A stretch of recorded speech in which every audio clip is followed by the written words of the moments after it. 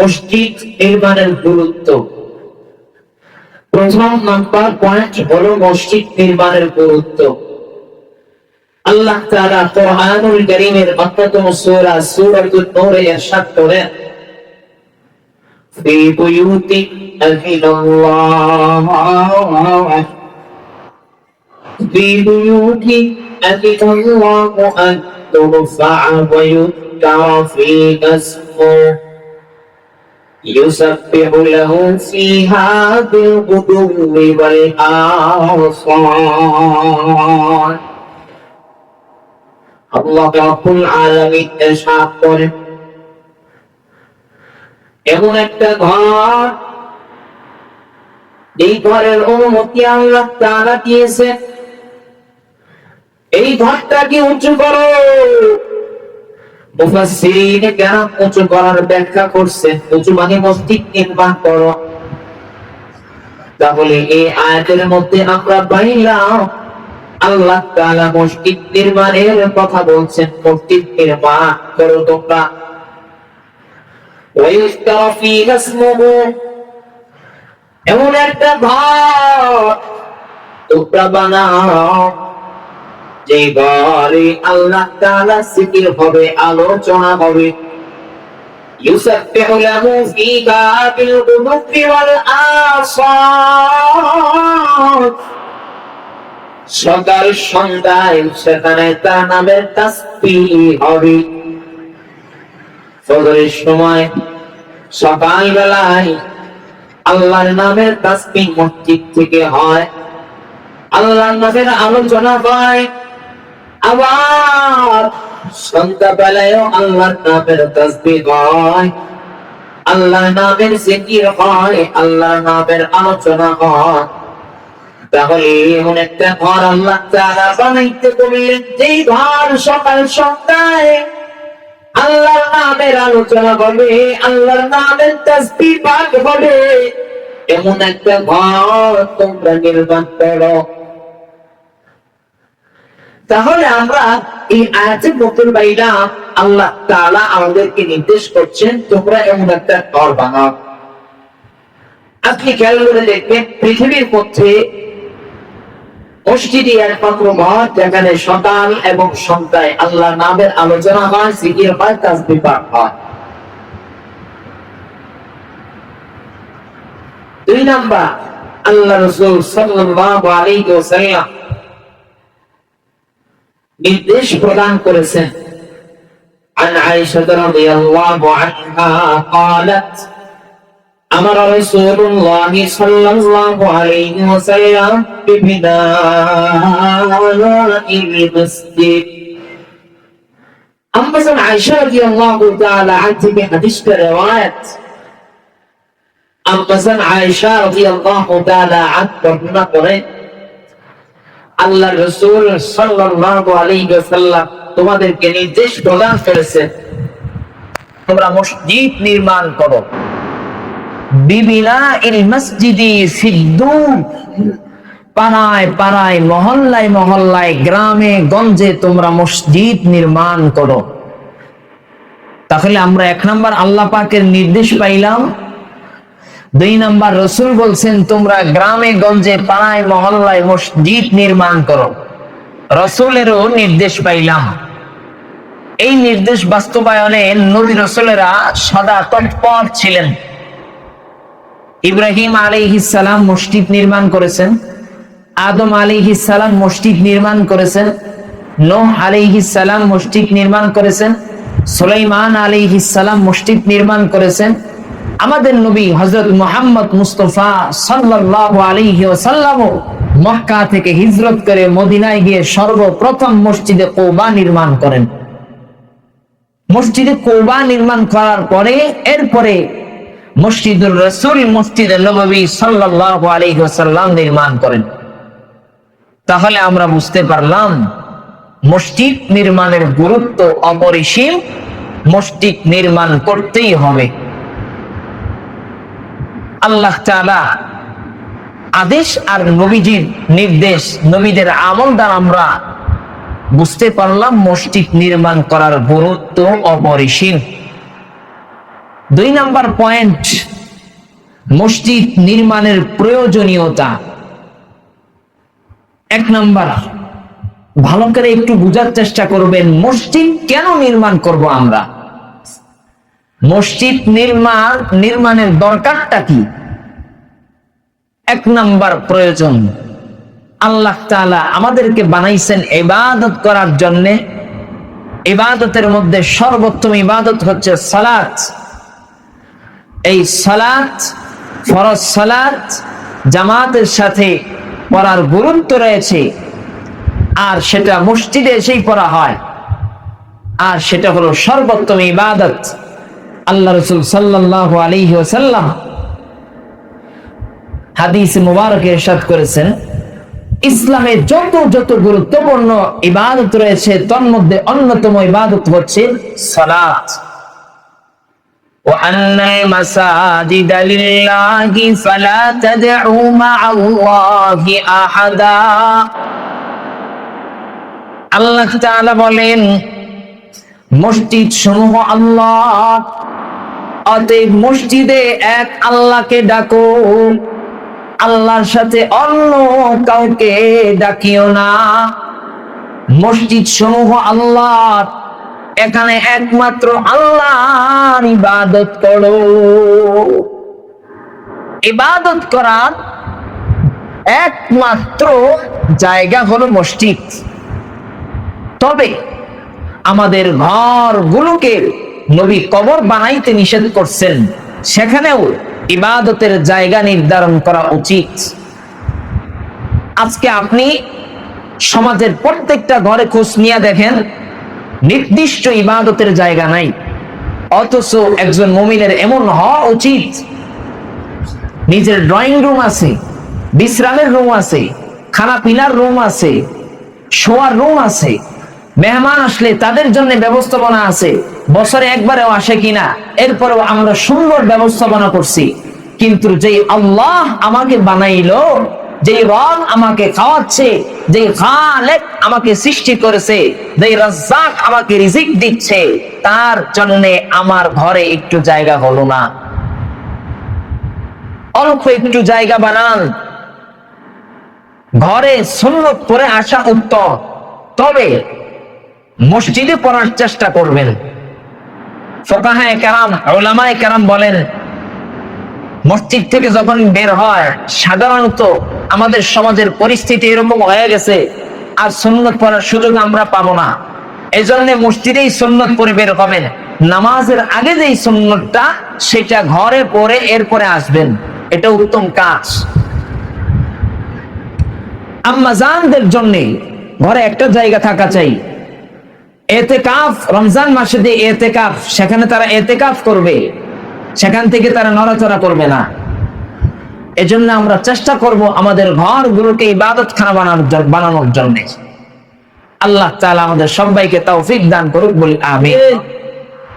তাহলে মসজিদ নির্মাণের প্রয়োজনীয়তা কি? এক নাম্বার প্রয়োজন, ইবাদত করার কেন্দ্র, ইবাদত করার কেন্দ্র হলো মসজিদ। দুই নাম্বার প্রয়োজনীয়তা, ভ্রাতৃত্ব প্রতিষ্ঠা। ভ্রাতৃত্ব প্রতিষ্ঠার অন্যতম মাধ্যম হলো এই মসজিদ। কেন বলে? এই জন্যে জামাতে সবাই উপস্থিত হয়, খোঁজ খবর নেওয়া যায়, তার হাল হাকিকত জানা যায়, সে সুস্থ আছে না অসুস্থ আছে। একজন ব্যক্তি নামাজে হঠাৎ করে নাই, আরে কেন নাই, খোঁজ খবর নিতে হবে। অমুক ব্যক্তি কেন নাই, তার ঘরে যান, আপনি মেহমানদারি করেন, এটা আল্লাহ রাসূলের অন্যতম একটা সুন্নাত আমল, সেটা করার চেষ্টা করেন। লা ইয়াদখুলুল জান্নাতা কাতি', আল্লাহ রাসূল বলছেন, যারা আত্মীয়তার সম্পর্ক ছিন্ন করে এরা জান্নাত পাবে না, জান্নাতে প্রবেশ করতে পারবে না। এই আত্মীয়তার বন্ধনের অন্যতম একটা মাধ্যম হলো মসজিদ। এজন্য মসজিদ নির্মাণ করা অতীব জরুরি। তাহলে এক নাম্বার ইবাদত করার কেন্দ্র, দুই নাম্বার ভ্রাতৃত্ব প্রতিষ্ঠান, তিন নাম্বার শিক্ষার কেন্দ্র, শিক্ষার কেন্দ্রস্থল হলো এই মসজিদ। আমরা তো আজকে শিক্ষার কেন্দ্রস্থল, দুনিয়াবি স্কুল কলেজ ভার্সিটি বানাইছি, মসজিদকে আমরা ছেড়ে দিয়েছি। অথচ ইসলামের প্রাথমিক যুগে এই মসজিদই একমাত্র শিক্ষা কেন্দ্র ছিল। আসহাবে সুফা আল্লাহ রাসূল প্রতিষ্ঠা করেছিলেন মদিনায় সাহাবাদেরকে শিক্ষা দেওয়ার জন্য। আল্লাহ রাসূল বলেন, ইন্নামা বুইসতু মুআল্লিমান, আমি তোমাদের মাঝে শিক্ষক হিসাবে প্রেরিত হয়েছি, আমি তোমাদেরকে শিক্ষা দেব। আল্লাহ রাসূল শিক্ষক ছিলেন, সাহাবাই কেরাম ছিলেন ছাত্র। মসজিদে নববীতে বসে সাহাবাই কেরাম শিক্ষা অর্জন করেছেন। যখন এই মসজিদ থেকে শিক্ষা দূরে সরে গেছে, সেই শিক্ষা জাতির কোনো কাজে আসে না। ওই শিক্ষাই কাজে আসবে যেই শিক্ষা মসজিদ থেকে হবে। তার মানে হলো ইলম অর্জন করা এটা হলো ফরজ। কতটুকু ইলম? বলে যতটুকু আপনার জীবনে প্রয়োজন অতটুকু ইলম আপনি এই মসজিদ থেকেই শিখবেন। আপনি ইংরেজি শিখেন, ডাক্তার হন, সেটা বাধা নাই। ইঞ্জিনিয়ার হন, সেখানেও বাধা নাই। আপনি যাই কিছু হন না কেন, কোনো বাধা নাই। তবে একটা শর্ত, আপনি আখিরাতি ইলম, ফরজি ইলম আপনি এই মসজিদ থেকে শিক্ষা গ্রহণ করেন। আজকে তো মক্তবের অবস্থা বেহাল দশা। শুধু এইখানে না, অল বাংলাদেশের মক্তবের হালত একটাই। আমি গত সপ্তাহেও বলেছিলাম এবং পূর্বেও বলেছি, এবং যে প্রান্তেই যাই না কেন আমি মক্তবের কথাটা বলার চেষ্টা করি। আপনারা মক্তব প্রতিষ্ঠা করার চেষ্টা করেন, মক্তবে আপনারা ভরপুর করার চেষ্টা করেন, মক্তবের গুরুত্ব দেন।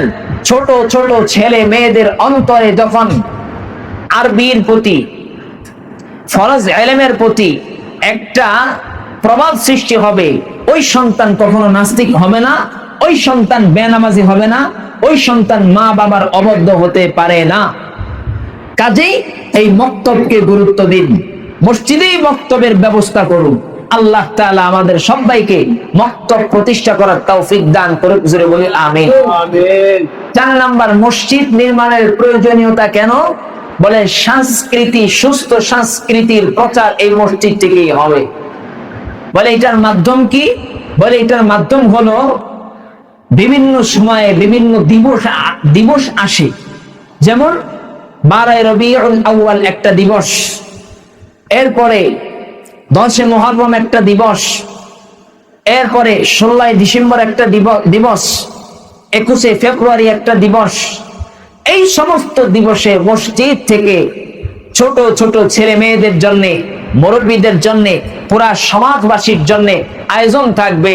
হাম নাতের প্রতিযোগিতা থাকবে, কোরআন তেলাওয়াতের প্রতিযোগিতা থাকবে, বিভিন্ন ইসলামিক প্রশ্ন উত্তরের প্রতিযোগিতা থাকবে। এই সমস্ত সাংস্কৃতিক কেন্দ্র হলো একমাত্র মসজিদ। যখন এই সাংস্কৃতিক বিষয়গুলো মসজিদ থেকে উঠে গেছে, তখন এই সমাজে বিশৃঙ্খলা, অশ্লীলতা, বেহায়াপনা বেড়ে গেছে। সুস্থ সংস্কৃতি থেকে আমরা অসুস্থ সংস্কৃতিতে পৌঁছে গেছি। এই জন্য মসজিদকে সাংস্কৃতিক কেন্দ্র বানাতে হবে। 5 নাম্বার, একত্ববাদের শিক্ষা এই মসজিদ থেকেই হয়। বলে কিভাবে? আপনি যদি একটু আজানের দিকে তাকান তাহলে আপনি বুঝতে পারবেন সেখানে একত্ববাদের শিক্ষা। একত্ববাদ মানে আল্লাহ পাক এক, আল্লাহ পাকই একক, আল্লাহর সাথে কোনো শরীক নাই, আল্লাহ এক। এই একত্ববাদের শিক্ষা অন্তরে এই মসজিদ থেকে হয়। বলে কিভাবে?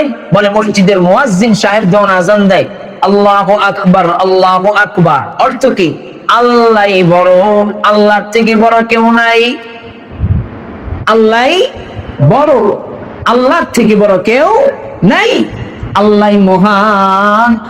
আল্লাহু আকবার, আল্লাহু আকবার, আশহাদু আল্লা ইলাহা ইল্লাল্লাহ, আমি সাক্ষ্য দিলাম আল্লাহ ছাড়া কোনো ইলাহ নাই। আমি একত্ববাদের সাক্ষ্য দিলাম। আশহাদু আন্না মুহাম্মাদার রাসূলুল্লাহ, মুহাম্মদ সাল্লাল্লাহু আলাইহি ওয়াসাল্লাম আল্লাহর রাসূল, এটাই সাক্ষী দিলাম। আশহাদু আন্না মুহাম্মাদার রাসূলুল্লাহ, হাইয়া আলাস সালাহ, এ সমাজবাসী, এ মুসলমান বান্দারা শোনো, আযান তোমাদেরকে কি বার্তা দেয়? মসজিদ কেন নির্মাণ করবা? 5 নাম্বার একত্ববাদের শিক্ষা দেয়, এজন্য মসজিদ নির্মাণ করবা। 6 নাম্বার মসজিদ কেন নির্মাণ করবা? বলে কল্যাণের দিকে ডাকে, কল্যাণের দিকে ডাকে।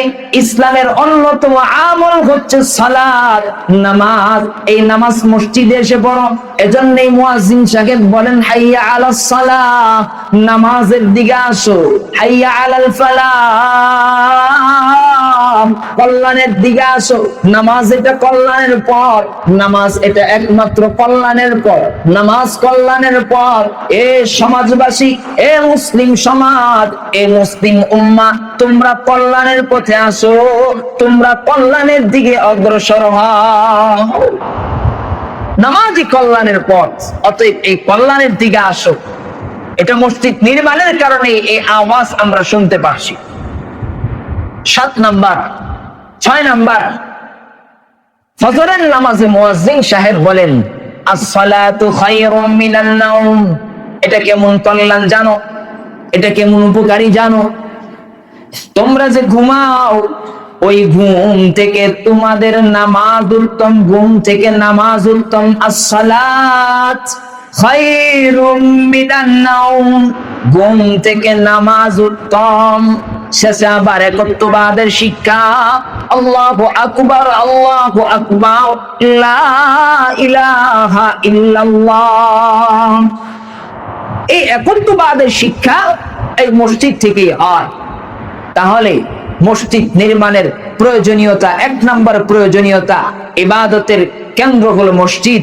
2 নাম্বার ভ্রাতৃত্ব প্রতিষ্ঠা, এটা মসজিদ।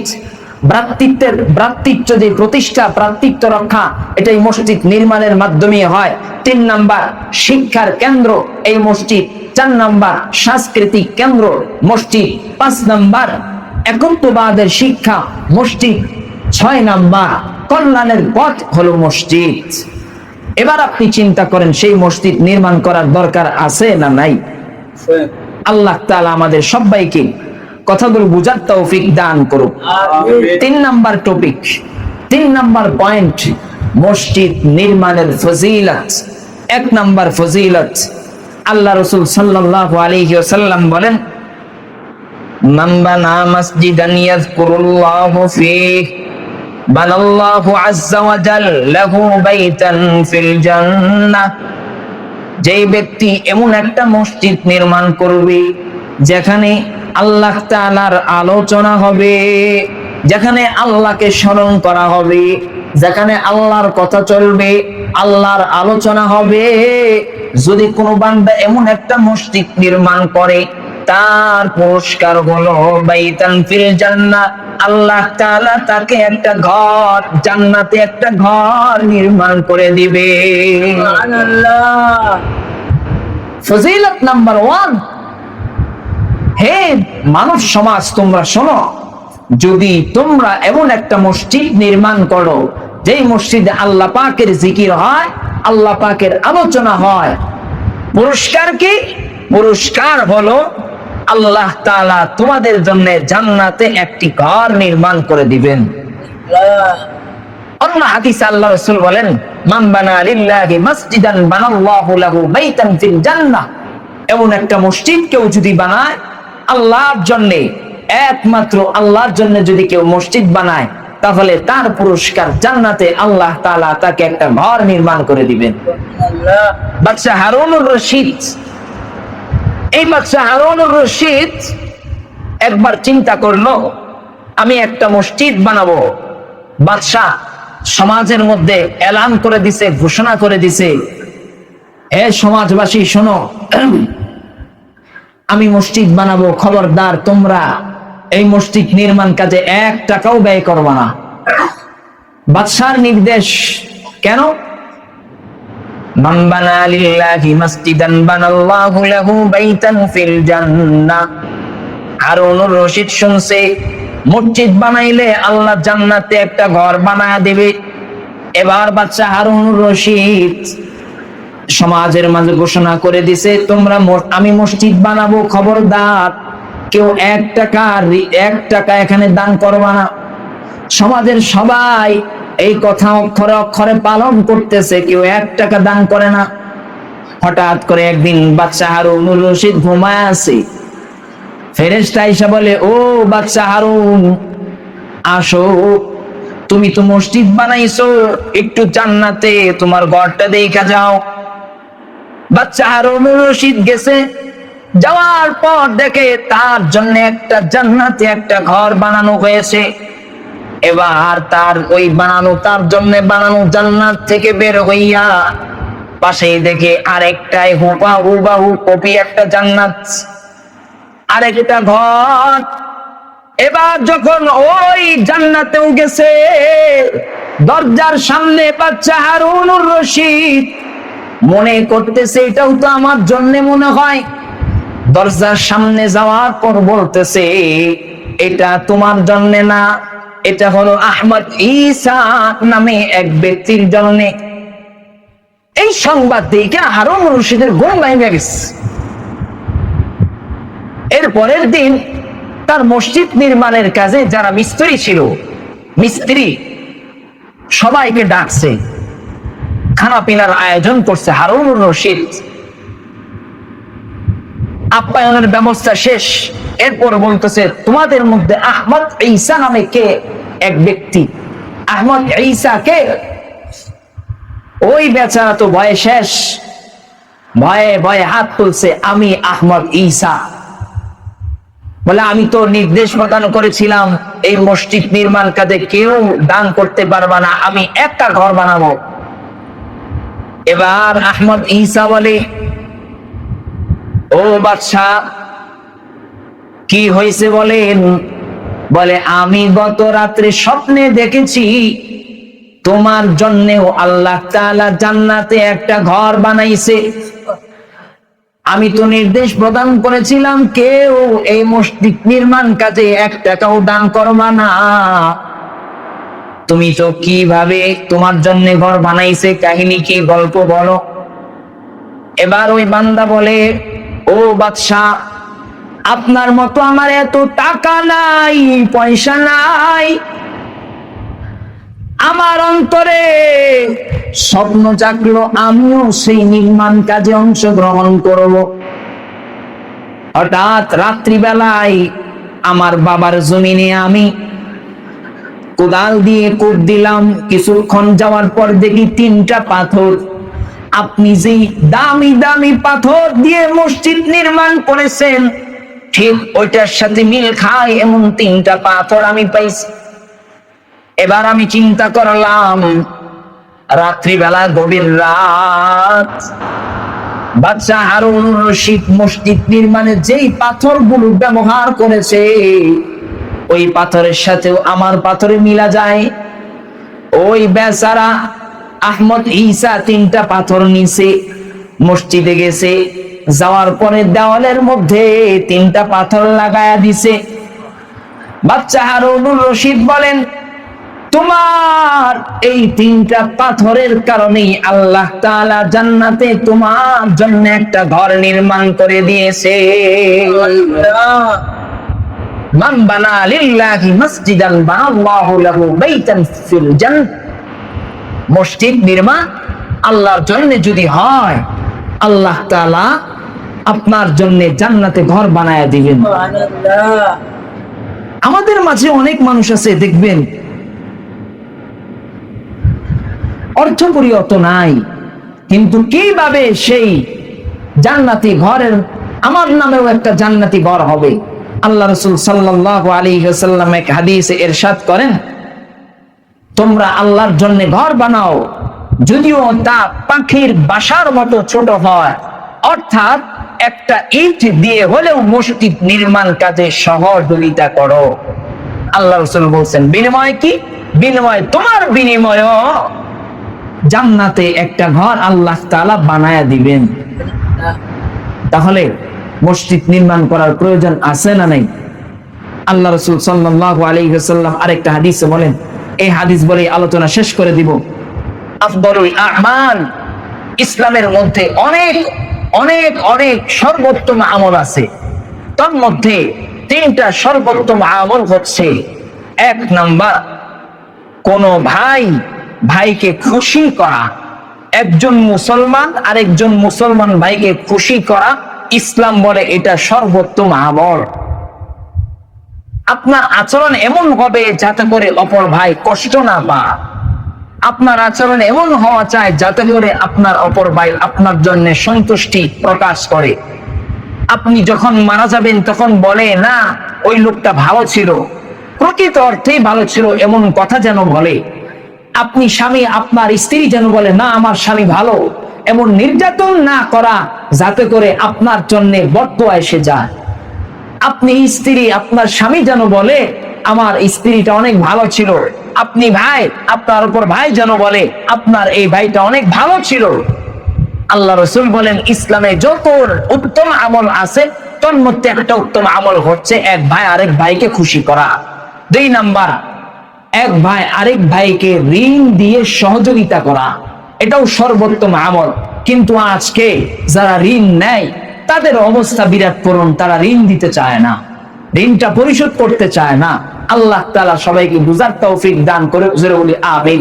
তিন নাম্বার, ইসলামে যতগুলো উত্তম আমল আছে তার মধ্যে অন্যতম আমল হচ্ছে মসজিদ নির্মাণ করা, যেখানে আল্লাহ তাআলার ইবাদত হয়। তাহলে আজকে আমরা আলোচনার মাধ্যমে এটাই পাইলাম, মসজিদ নির্মাণ করা অত্যন্ত জরুরি।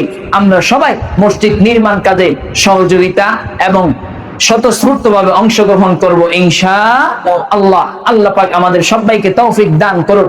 আমাদের তো মসজিদ নির্মাণ হয়ে গেছে, তো মসজিদ কিভাবে উন্নত করা যায়, সামনের দিকে এগিয়ে নেওয়া যায়, সেই চিন্তা ভাবনা আমরা সদা সর্বদাই করব। আল্লাহ তাআলা আমাদের সবাইকে তৌফিক দান করুন।